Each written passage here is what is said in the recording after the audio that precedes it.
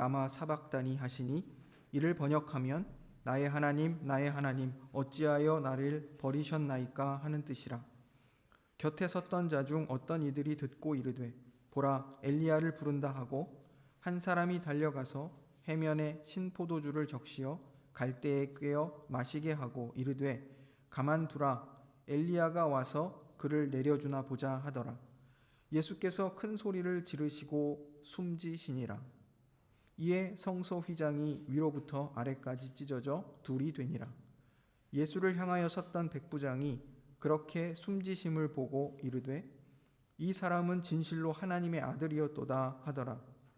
멀리서 바라보는 여자들도 있었는데 그 중에 막달라 마리아와 또 작은 야고보와 요새의 어머니 마리아와 또 살로메가 있었으니 이들은 예수께서 갈릴리에 계실 때에 따르며 섬기던 자들이요 또 이 외에 예수와 함께 예루살렘에 올라온 여자들도 많이 있었더라. 이날은 준비일 곧 안식일 전날이므로 저물었을 때에 아리마대 사람 요셉이 와서 당돌이 빌라도에게 들어가 예수의 시체를 달라 하니 이 사람은 존경받는 공회원이요 하나님의 나라를 기다리는 자라. 빌라도는 예수께서 벌써 죽었을까 하고 이상히 여겨 백부장을 불러 죽은 지가 오래냐 묻고 백부장에게 알아본 후에 요셉에게 시체를 내주는지라. 요셉이 세마포를 사서 예수를 내려다가 그것으로 싸서 바위 속에 판 무덤에 넣어두고 돌을 굴려 무덤 문에 놓음에 막달라 마리아와 요새의 어머니 마리아가 예수 둔 곳을 보더라. 아멘. 오늘 우리가 함께 읽은 본문 말씀은 예수님께서 십자가에서 숨지시는 장면과 예수님께서 매장되시는 그런 장면에 관한 내용입니다. 본문 말씀은 예수님이 죽으실 때 이제 일어났던 두 가지 놀라운 사건에 대해서 소개하고 있습니다. 첫 번째는 온 땅이 암흑이 되었다. 이렇게 33절에 말하고 있습니다. 그리고 두 번째 사건은 성소의 휘장, 성전의 휘장이 위로부터 아래까지 찢어져 둘이 된 것입니다. 이 두 가지의 사건을 강조하여 설명하고 있습니다. 이 암흑이 된 것과 그리고 성전의 휘장이 찢어진 이 사건이 예수님의 죽음의 의미를 어떻게 보여주고 있고 또 그 죽음이 성취한 것이 무엇인가 이것을 알려주고 있는지 이것을 우리가 함께 살펴보려고 합니다. 먼저 낮 12시가 되었을 때에 이제 어둠이 온 땅을 덮어서 그것이 오후 3시까지 계속되었다 이렇게 말하고 있습니다. 예수님께서 3시간 동안 십자가에 매달려 계셨고 이제 이때가 하루 중 가장 밝은 시간인데 이 시간에 어둠이 온 땅에 임하여 오후 3시까지 이어졌다 이렇게 말하고 있습니다. 이것을 설명하려고 이제 일시적인 어떤 일식 사건이다 이렇게 얘기를 하는데 시간을 보면 긴 시간 동안 어둠이 땅에 들이오는 것을 우리가 보게 됩니다. 구약 성경에서 어둠은 하나님의 심판이 땅 위에 임하고 있다는 것을 보여주는 그런 징조였습니다. 34절에 이제 예수님께서 버리셨다라는 표현을 하죠. 하나님 나의 하나님 어찌하여 나를 버리시나이까 이렇게 말씀하시는 것을 볼 때 이 예수님의 절규 버림받으신 예수님의 절규를 비추어 볼 때 이 온 땅에 들이온 어둠은 하나님께서 그의 아들로부터 얼굴을 숨기신 것으로 우리가 해석할 수 있습니다. 시편 22편 24절의 어떤 내용들을 근거로 보면 하나님께서 그 얼굴을 이렇게 비추시거나 혹은 그 얼굴빛을 감추시거나 할 때 보면 이것은 어떤 관계적 의미들을 담고 있는데요. 어떤 관계의 상태를 보여주는 어떤 전형적인 표현이죠. 이것을 볼 때 어둠 그리고 하나님께서 그 얼굴을 숨기셨다 이런 것은 어떤 관계의 단절 그리고 버려짐 이런 것들을 표현하고 있고 보여주고 있다 이렇게 볼 수 있습니다. 오후 3시가 되어서 제9시라고 표현되는 유대 시간으로는 오후 3시가 되어 예수께서 큰 소리를 지르십니다.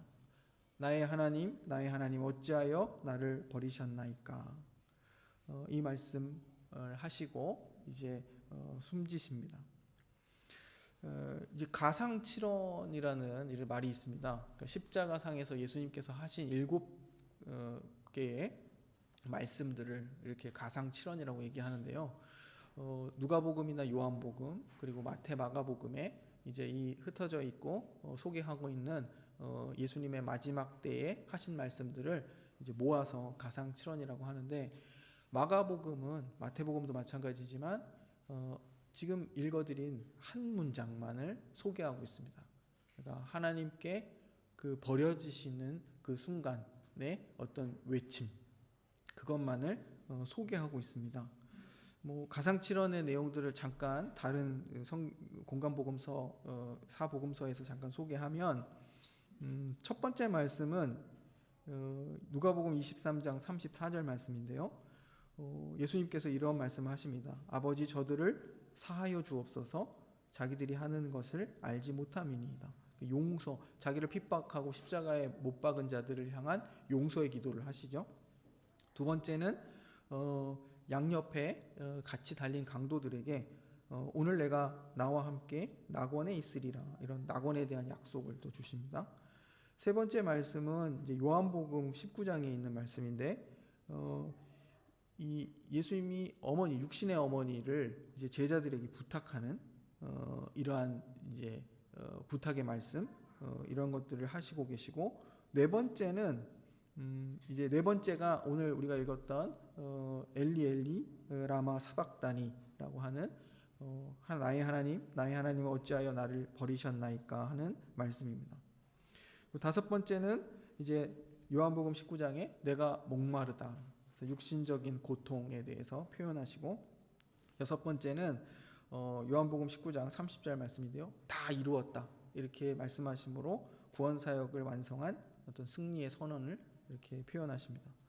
그리고 마지막 일곱 번째 말씀은 누가복음 23장 46절의 말씀인데요. 그것은 아버지, 내 영혼을 아버지 손에 부탁하나이다 라고 말씀하시는 내용입니다. 이것은 하나님 아버지를 신뢰하시는 그 최후의 어떤 예수님의 어떤 신앙 고백이라 이렇게 말할 수 있습니다. 제가 이것을 소개한 이유는 누가복음이나 요한복음과 달리 마가복음에서 예수님께서 하신 이 말씀들이 있음에도 불구하고 유독 그 한 말씀만을 이제 기록하고 있다는 사실입니다. 왜 이처럼 예수님께서 하신 말씀들 중 이렇게 한 가지만을 말하고 있는가? 우리가 이렇게 쭉 전체 말씀을 읽어보면 이 단락에서 느껴지는 어떤 느낌들이 있는데요. 그것은 마가복음이 특별히 어둠, 우물한 어둠, 그리고 예수님께서 받고 계시는 극심한 고통, 그리고 하나님의 아들이 버려지고 있다는 이러한 사실, 이것에 초점을 맞추고 있다는 사실을 우리가 알게 됩니다. 이처럼 마가복음은 예수님의 죽음이 아주 고통스러운 저주와 심판의 죽음이고, 또 아버지 하나님으로부터 버림받음을 의미하는 것으로 이렇게 보여주고 있습니다. 예수님이 버려지셨다는 거예요. 그래서 이 사실에 우리가 주목해야 됩니다. 예수님이 버려지셨다. 하나님의 아들이 하나님으로부터 버림을 받았다. 두 번째, 이제 아까 말씀드렸던 것처럼 강조되고 있는 사건은 예수님의 숨지심과 동시에 성전의 휘장이 위로부터 아래로 둘로 찢어진 사건입니다. 예수님께서 숨지실 때 성전 휘장이 위로부터 아래로 찢어져 둘이 되었다. 38절이 이렇게 말하고 있습니다. 성전 휘장이 찢어졌다는 사실은 예수님이 이제 세례 받으실 때에 하늘이 갈라진 사건이 있었어요. 1장 10절을 보시면 예수님이 요한의 세례를 받으실 때 하늘이 갈라지고 그 하늘로부터 음성이 들립니다. 이는 내 사랑하는 아들이라, 이런 말씀이 들리죠. 그때 하늘이 갈라졌다 하는 그것을 떠오르게 하는 말입니다. 성전 휘장이 찢어졌다는 말은 이 휘장의 찢어짐, 그러니까 거룩하신 성소, 하나님의 임재하시는 그 자리와 이스라엘의 뜰을 구분하고 있는 이 성전 휘장은 하나님과 인간 사이의 담이 이제 헐어지는 그런 계시적 사건이라 볼 수 있습니다. 이 사건 자체가 이제 하나님의 뜻을 알려주고 그리고 하나님의 사역을 드러낸다는 의미에서 이제 계시적 사건이다, 이렇게 말씀을 드리는 겁니다. 이스라엘의 뜰 앞에 이런 성전 휘장을 이제 유대 역사가 중에 한 사람은 이렇게 표현합니다. 하늘 전체의 파노라마다. 그러니까 이 휘장에 하늘을 뜻하는 하늘의 생물들이 그려져 있고 이제 그룹이죠. 천사들이 수놓아져 있었거든요. 이 성전 휘장을 이제 하늘로서 이렇게 생각했다는 거예요. 그래서 말씀드린 것처럼 1장 10절에서 하늘이 갈라졌다 했을 때 그 사건을 우리로 하여금 떠오르게 한다, 이렇게 말씀을 드리는 겁니다. 이제 요세푸스는 이것에 대해서 휘장이 마치 우주의 형상과 같다, 이런 표현을 합니다. 그래서 휘장이 찢어진 사건은 이제 하늘이 갈라지는 것을 뜻하는 것이다, 이렇게 말씀드릴 수 있습니다. 성전 휘장이 찢어진 사건이 의미하는 것은 이제 반복해서 말씀을 드리지만 죄인이 하나님께 나아갈 수 있는 길이 열렸다는 그런 뜻입니다. 성전 휘장이 찢어짐은 이제 예수님의 죽음이, 예수님께서 십자가의 죽으심이 하늘을 열고 거룩하신 하나님께로 나아가는 길을 여신 것을 지금 보여주고 있는 것입니다. 이로써 이제 고난을 받고 버려진 그리고 죽으신 그런 예수님이 참 하나님의 아들이며 구원자라는 사실을 나타내십니다. 예수님이 우리의 죄를 대신 지시고 철저히 하나님의 진노와 심판을 받고 버려져서 죽으셨습니다. 그 결과 우리에게 새로운 살 길이 열렸습니다. 히브리서 10장 20절은 그 길은 우리를 위하여 휘장 가운데로 열어놓으신 새로운 살 길이요 휘장은 곧 그 육체니라, 이렇게 기록하고 있습니다. 이 성전의 휘장이 찢어진 사건 그 이후에 이제 로마 백부장의 고백이 등장합니다. 예수님의 죽음과 이 성전 휘장이 찢어진 사건을 목도한 로마 백부장은 예수님이 참 하나님의 아들이라 이렇게 시인합니다. 로마 황제를 하나님의 아들로 여기는 이제 로마인의 입에서 나온 이러한 고백은 정말 놀라운 일입니다. 고난당하여 죽은 예수님을 지금 이 로마 백부장이 하나님의 아들로 고백하고 있기 때문입니다. 이제 유대 종교 지도자들과 유대 백성들은 군사적인 메시아를 기대하며 이제 예수님이 자신들의 기대에 미치지 못하자 그 예수님을 배척했습니다. 그리고 가장 가까웠던 제자들도 예수님이 붙잡히시고 또 고난당하고 십자가를 지시자 뿔뿔이 흩어져 버렸습니다. 하지만 고난당하여 죽은 예수님을 지금 하나님의 아들로 고백한 이제 로마 백부장이야말로 예수님의 정체를 이 마가복음 내에서 최초로 제대로 바르게 파악한 사람입니다. 백부장의 고백은 예수님께서 요한의 세례를 받으실 때 이제 하늘에서 들린 그 음성과 병행을 이룹니다. 그 하늘이 갈라졌을 때 하늘로부터 이는 내 사랑하는 아들이라는 하나님의 증언이 있었습니다. 마가복음에 하나님의 아들이라는 그런 증언이 3번 등장해요. 그 첫 번째가 이 요한의 세례를 받으실 때고, 두 번째는 예수님께서 변화산에서 영광스러운 모습으로 변형되셨을 때 마치 또 하나님께서 내 사랑하는 아들이라 이렇게 말씀하십니다. 그리고 세 번째가 예수님의 이 죽으심을 보며 로마 백부장이 고백한 그런 하나님의 아들 고백입니다. 그런데 이 세 하나님의 아들 고백이 다 그 문맥 안에 예수님의 순환과 고난 받으심을 포함하고 있다는 겁니다. 첫 번째는 예수님이 요한의 세례를 받으시는 것. 세례라는 것은 회개와 구원의 표죠. 그런데 그것의 의미가 이 마가복음 안에서 예수님이 그런 말씀하십니다. 자신이 받으실 고난에 대하여서 이것이 고난의 세례라, 이런 표현을 하십니다. 그 세례는 예수님이 받게 될 고난과 죽음에 대한 표이죠. 그래서 이렇듯 그 안에 이런 문맥 안에 이런 고난과 순환이 암시되어 있다는 것입니다. 변화산 사건도 마찬가지입니다. 예수님께서 영광스러운 모습으로 변형되셨어요. 하나님의 영광을 드러내시는 것이죠. 그래서 그 영광 앞에서 제자들이 막 정신을 못 차립니다. 그래서 아무 말이나 막 하고 이런 상황들이 벌어지는데, 그 영광에 바로 이어서 예수님 하시는 말씀은 이런 유대인들이 기대했던 군사적, 정치적, 강력한 메시아 이런 것이 아니라 자신이 고난받고 죽으실 것에 대해 말씀하십니다. 그리고 이 로마 백부장의 이 하나님의 아들 고백은 정말로 십자가에 예수님이 죽으신 것을 목도하고 고백한 내용입니다. 너무 역설적이고 이해하기 힘든 내용입니다. 하나님의 아들 예수 그리스도는 이 세상에서 기대하는 그러한 메시아가 아니라 죽으시고 고난받고 버려지고 멸시당하고 죽으시는 그러한 메시아라, 이렇게 말하고 있는 것입니다. 마가복음을 전하면서 제가 이거 한 100번은 한 것 같아요. 예수님이, 우리가 믿는 예수님이 이런 분이시다. 왜냐하면 이 이야기를 매주일 하지 않으면 우리는 예수님의 계속 헛된 기대를 갖는 겁니다.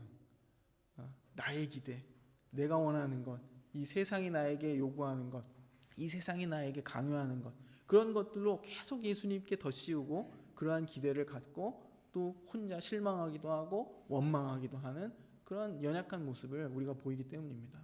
그런데 믿음의 사람들이 분명히 할 것은 십자가에 달리신 예수님을 바로 보는 것입니다. 그 예수님께서 죽으셨는데 그 죽으심의 의미가 성전 휘장의 찢어짐으로 나타납니다. 그것이 의미하는 바는 말씀드린 것처럼 우리가, 죄인인 우리가 거룩하신 하나님께로 나아갈 수 있는 새로운 살 길이 열렸다는 것을 뜻합니다. 이것이 예수님의 죽음이 가져온 우리가 받은 구원의 내용이고 그 결과입니다.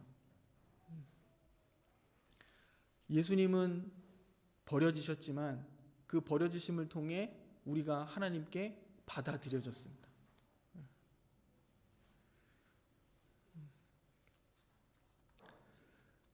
우리가 이 사실들을 기억하고 우리 신앙의 어떤 본질 그리고 그 성격을 늘 묵상할 수 있어야 됩니다. 잊지 말고 기억해야 됩니다. 제가 지금까지 말씀드린 이 성전 휘장의 찢어짐에 대한 내용은 사실 히브리서 10장에 근거한 것들입니다. 우리가 아까 읽었지만 히브리서가 휘장을 예수님의 육체라 이렇게 해설하고 있습니다. 그리고 예수님의 죽으심이 그 휘장을 찢어지게 했는데 하나님과 인간 사이를 가로막던 그 담을 찢고 우리가 하나님께로 나아갈 수 있는 새롭고 산 길을 연 것이다, 이렇게 표현하고 있는 것입니다. 여기서 우리가 중요하게 살펴볼 것은 예수님의 죽음이 성전 휘장이 찢어지는 사건을 가져왔는데 그것이 뜻하는 바는 이제 하나님과 죄인 사이에 막힌 담이 허물어지고 거룩하신 하나님께 나아가는 새로운 살 길이 열렸다는 것입니다. 그런데 단순히 우리의 구원에 관한 이런 성전적 해설을 하려는 목적이 다가 아닙니다. 히브리서는 이 말씀을 하며 그 뒤에 내용들이 더 이어지고 있습니다. 실천적 교훈을 주기 위해서 예수 그리스도의 죽음에 대해서 말하고 그 죽음이 가져온 결과에 대해서 말하고 있는 것입니다. 그것이 우리가 읽은 봉헌 본문의 말씀입니다. 제가 다시 한번 읽겠습니다. 그러므로 형제들아, 우리가 예수의 피를 힘입어 성소에 들어갈 담력을 얻었나니 그 길은 우리를 위하여 휘장 가운데로 열어놓으신 새로운 살 길이요 휘장은 곧 그의 육체니라. 또 하나님의 집 다스리는 큰 제사장이 계심에 우리가 마음의 뿌림을 받아 악한 양심으로부터 벗어나고 몸은 맑은 물로 씻음을 받았으니 참 마음과 온전한 믿음으로 하나님께 나아가자. 또 약속하신 이는 미쁘시니 우리가 믿는 도리의 소망을 움직이지 말며 굳게 잡고 서로 돌아보아 사랑과 선행을 격려하며 모이기를 패하는 어떤 사람들의 습관과 같이 하지 말고 오직 권하여 그날이 가까움을 볼수록 더욱 그리하자. 이 그리하자는 더욱 모이자, 이렇게 말하는 것입니다. 다시 말씀을 드리죠. 찢어진 휘장은 예수님의 육체를 가리킵니다. 예수님의 죽음이 새로운 살 길을 열었습니다. 이제 우리가 할 일은 무엇인가? 우리가 할 일은 무엇인가? 오늘 본문 말씀을 간략하게 4가지로 요약을 하면, 우리가 악한 양심으로부터 벗어나 죄를 씻고 이제는 참 마음과 온전한 믿음으로 하나님께 나아가자, 이것입니다. 하나님께 나아가자. 두 번째는 언약이 신실하신 하나님을 우리가 믿기에 우리가 믿는 도리의 소망을 굳게 지키는 것이다. 그러니까 하나님의 약속, 그것을 굳게 믿고 그 언약의 소망을 굳게 붙들고 이 믿음의 자리에 잘 서 있어야 한다, 이것을 말하는 것이죠. 세 번째는 서로를 돌아보아 서로를 격려하는 거예요. 무엇을 격려하냐면 사랑하고 선행을 하도록 서로를 격려해야 한다. 그리고 네 번째는 힘써 모이는 것입니다. 이와 같이 예수님의 죽음은 우리의 변화된 삶을 요구하고 있습니다. 우리가 바르게 믿고 소망을 붙잡고 사랑하고 선행하고 더욱 열심히 모이라는 것입니다. 그런데요, 히브리서를 받고 있는 이 수신자들의 상황을 보면 지금 우리가 읽었던 내용들의 느낌이 좀 다릅니다. 그렇지, 맞죠. 우리가 더 하나님께 나아가고 우리에게 약속하신 것들의 소망을 굳게 붙잡고 또 사랑하고 선행하고 또 잘 모이고 그러면 되지, 이렇게 생각할 수 있죠. 근데 이 말씀을 받고 있었던 히브리서의 수신자들은 어떤 상황이었냐면, 그들이 가진 그리스도를 믿는 신앙 때문에 비방을 당하고 환난을 겪고 투옥당하고 재산을 몰수당하는 그런 일들이 반복적이고 오래도록 지속되는 상황 가운데 놓여 있었습니다. 그러니까 박해를 당하고 비방을 당하고 오해를 받고 감옥에 갇히고 재산을 빼앗기는 그런 상황 속에서 그들을 향해 히브리서라는 이 굉장히 무겁고 두꺼운 어려운 책을 보내고 있는 거예요. 왜냐하면 그들이 갖고 있는 그 신앙에서 자꾸 이제 힘들고 지치고 이제 나약해지고 위축되고 피하고 싶은 그런 상황에 왔기 때문입니다. 어떤 사람들은 다시 내가 이 복잡하고 불필요한 신앙들보다 유대교로 돌아가자. 그래도 유대교는 로마 제국으로부터 인정받는데 그냥 돌아가자. 로마로부터 동족으로 핍박받기보다는 내가 그리스도를 버리고 그냥 예전의 삶으로 돌아가자. 이런 사람들도 있었을 것입니다. 모이기를 힘쓰자. 이 감시와 통제 속에서 어떤 어려움을 당할지 모르는 상황에 모이기를 힘쓰자는 말은 와닿지 않는 말들이, 무모하게 들리는 그런 말들이었을 겁니다.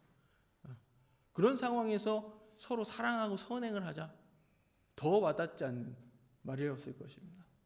내 몸 하나도 지켜내기 어려운 그 상황에서 주변을 독려하여 그 일들을 계속하자, 쉽지 않은 일이었을 것입니다. 그런데 이러한 그리스도인으로서의 삶을 우리가 계속 살아내야 한다고 말하기 위해서 예수 그리스도의 죽음이 우리에게 어떤 결과를 가져왔는지를 말하고 있다, 이것입니다.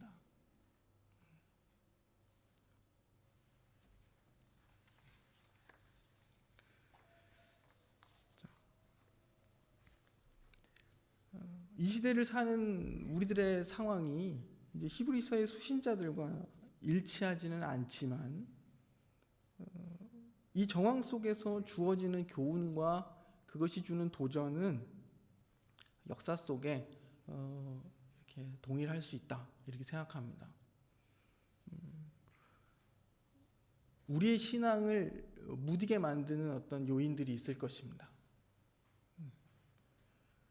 우리의 사랑과 선행의 동기를 약화시키는 무언가가 있을 것입니다. 우리가 모이는 것을 포기하도록 하는 것이 있을 것입니다.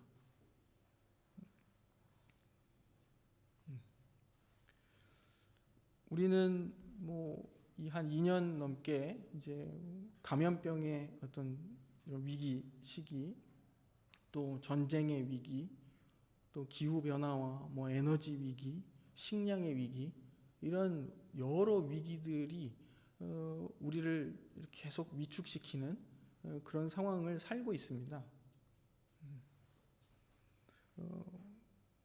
어떠한 요인들은 우리에게 직접적으로 위해가 있었고, 아직도 위기라고 말하지만 어떤 요인들은 우리로부터 아직은 거리가 있게 느껴지는 것들도 있습니다.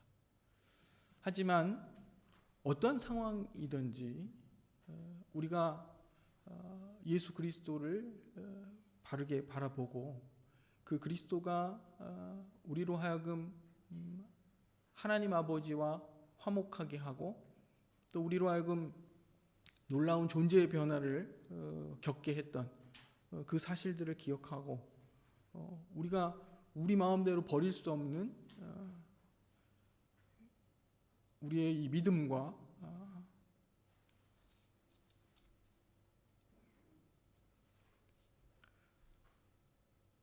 우리의 믿음과 신앙을 생각하고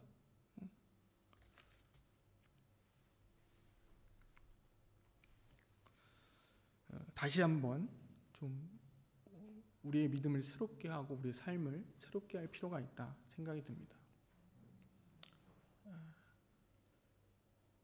저부터 반성과 회개를 많이 했습니다. 제가 대고 있는 어떤 변명 혹은 이유들 이런 것들이 과연 하나님 앞에서 타당한 것인가 생각을 해봤고 말씀드린 것처럼 우리의 신앙을 무디게 하는 것은 무엇이고 우리로 하여금 하나님의 백성으로서 살아가는데 그 동기를 약화시키는 그 요인들은 무엇이며 또 우리가 그리스도의 몸, 이 생명의 유기적 공동체로서 살아가는 데 있어서 그것을 방해하는 것들은 무엇인가 이런 고민들을 합니다. 저희가 거의 대부분 매주일 어떤 성경이 하나님께서 성경을 통해 우리에게 주시는 좀 큰 주제들의 이야기들을 많이 합니다. 우리의 어떤 구원이라는 것은 우리의 전인격적 변화다. 그래서 우리의 존재, 우리의 사상, 성품 이 모든 것들이 하나님의 나라의 그 질서와 가치에 맞는 것으로 변화되어져 가야 되고 우리가 하나님을 닮아가는 그런 자들이 되어야 한다. 이런 말씀들을 주로 많이 드리죠. 그래서 되도록이면 이런 구체적인 적용들을 일부러 피할 때도 많습니다. 왜냐하면 그런 세세한 적용들을 하면 이제 거기에만 매이게 되잖아요. 그래서 제가 늘 이제 말씀은 드리지 않지만 부탁하는 이렇게 마음속으로 부탁드리는 것은 이제 장성한 이제 그리스도인들이 되어서 스스로 자신들의 삶에 적용하고 그 삶들을 살아내기를 이제 바라는 겁니다. 그래서 저는 큰 가치들을 던지면 여러분들은 그것들을 세세한 자신들의 삶에 적용하시면 좋겠다 이런 마음들을 갖습니다. 그런데 오늘은 최대한 노력을 해서 우리의 삶에 좀 구체적인 적용들이 되었으면 하는 바람으로 말씀을 전합니다. 우리가 좀 나태해지고 게을러져가는 그런 경향들이 있고 또 알게 모르게 위축되고 이렇게 움츠러든 우리들의 마음과 어떤 손과 발을 이렇게 펴지 못하는 그런 모습들을 제 자신에게서도 발견하게 됩니다. 그래서 우리가 다시 한번 그리스도를 바라보고 우리의 갈 바, 또 하나님께서 우리에게 요구하시는 바들을 한번 깊이 고민하고 다시금 힘을 내고 믿음으로 살기를 다짐했으면 하는 바람입니다. 히브리서 10장 39절이 이렇게 말합니다. 우리는 뒤로 물러가 멸망할 자가 아니요 오직 영혼을 구원함에 이르는 믿음을 가진 자니라. 아멘. 기도하겠습니다.